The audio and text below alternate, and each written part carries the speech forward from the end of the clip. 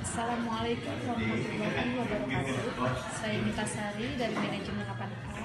Di sini saya akan memaparkan tugas dari audit kinerja manajemen. Saya membahas tentang teknik audit kinerja manajemen. Dalam pembahasan teknik audit kinerja manajemen terdapat 5 pembahasan. 1. Teknik audit kinerja manajemen. 2. Teknik pencarian data. 3. Pentabulasian data. 4. Metode analisis data.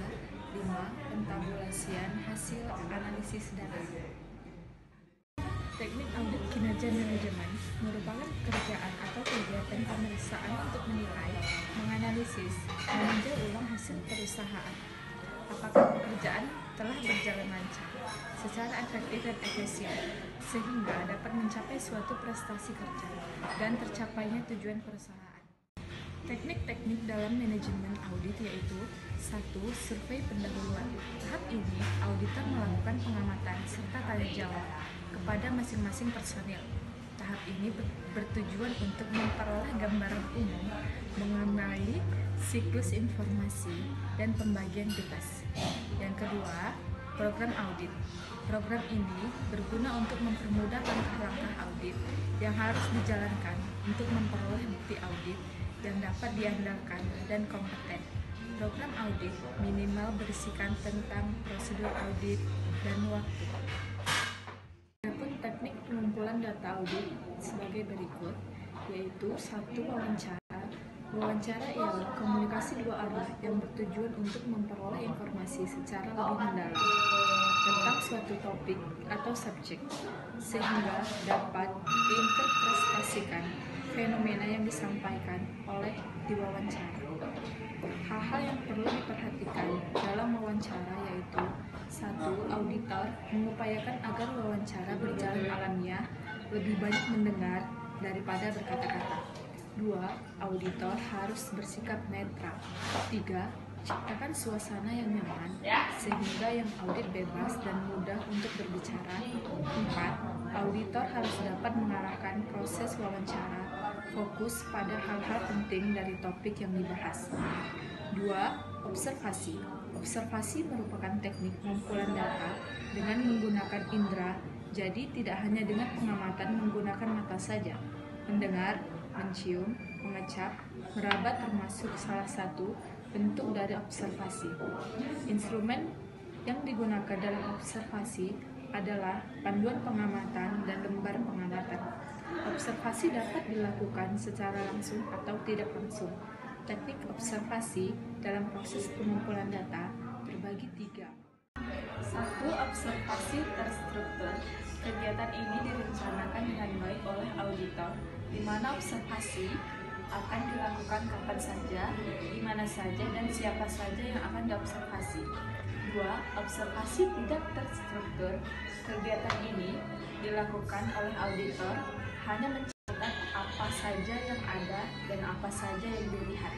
3. Observasi partisipasi, yaitu variasi dari observasi terstruktur dan observasi tidak terstruktur. Telusur pelaksana kegiatan. Telusur yaitu mengikuti jejak bagaimana pelaksanaan dari aturan yang telah disusun. Kegiatan telusur membuktikan bahwa proses manajemen berjalan dengan baik, maka dapat dilakukan telusur terhadap rekaman kegiatan, perencanaan, pengorganisasian, pelaksanaan, monitoring, dan evaluasi terhadap keseluruhan kegiatan perusahaan. Telusur dapat dilakukan dengan cara 1. Mengenai aktivitas dari kebijakan prosedur perencanaan yang sudah disusun. 2. Untuk mencari peluang untuk perbaikan. 3. Untuk menilai kepatuhan terhadap standar prosedur atau aturan yang telah Data sekunder.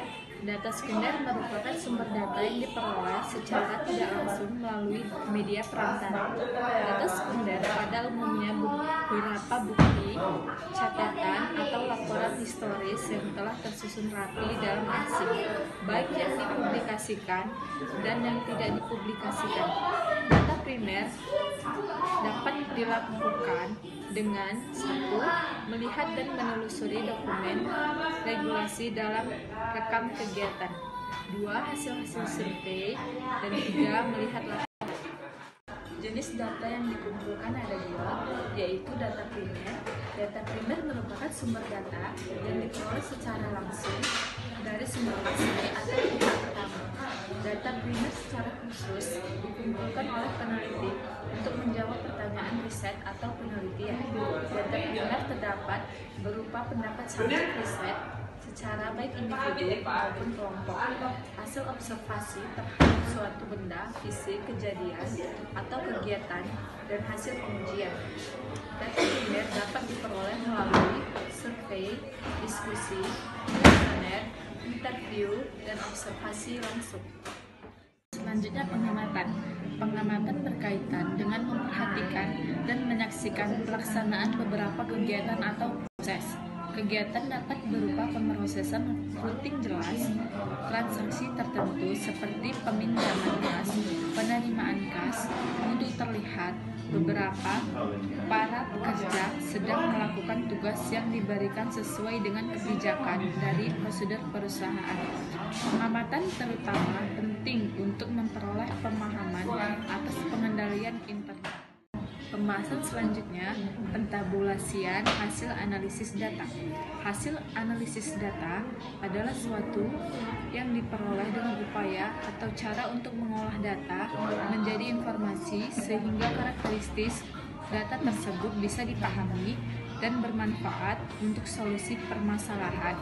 Analisis data menjadi informasi yang nantinya bisa dipergunakan dalam mengambil kesimpulan.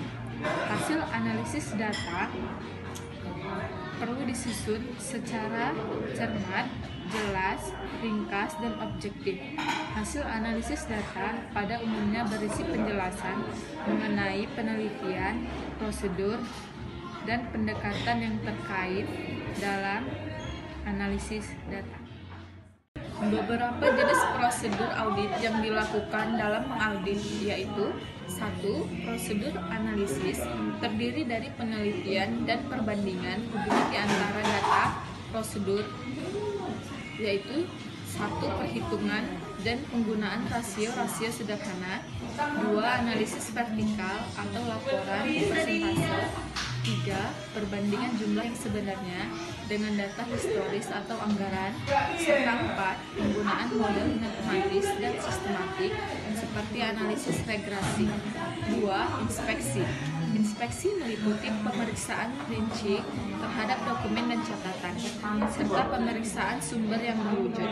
Prosedur ini digunakan secara luas dalam auditing. Konfirmasi.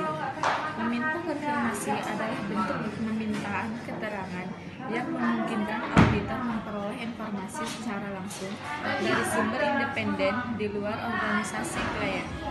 Dalam kasus rajin, klien membuat permintaan kepada pihak luar secara tertulis, namun auditor yang mengendalikan pengiriman permintaan keterangan tersebut. Selanjutnya, permintaan keterangan. Permintaan keterangan meliputi permintaan keterangan secara lisan atau tertulis oleh auditor. Permintaan keterangan tersebut biasanya ditujukan kepada manajemen atau karyawan. Umumnya berupa pertanyaan-pertanyaan yang timbul setelah dilaksanakannya prosedur analisis atau permintaan keterangan yang berkaitan dengan keuangan persediaan atau piutang yang dapat ditagih. Selanjutnya, perhitungan.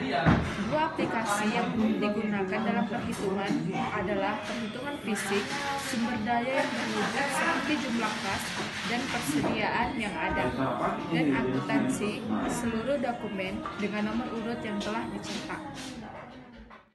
Selanjutnya, teknik audit berbantuan komputer.